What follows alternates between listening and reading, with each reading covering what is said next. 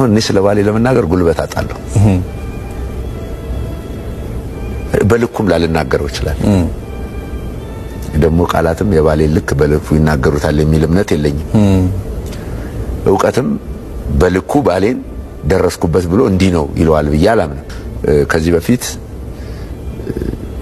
ሀረና ኤክስፕሎሽን የሚባል ሰፊ ጥናት ተካሂዷል።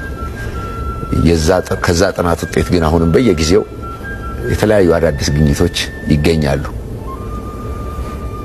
እንግዲያውስ እንደሰማችሁ ነው። ምሁራኖች፣ አዋቂዎች ስለ ተፈጥሮ የሚያውቁት እንደዚህ ብሎ በቃላት ባሌን ይገልጹታል። ሊቃውንቱ አንድ ፓርክ ብዙ ዓለም ይሉታል።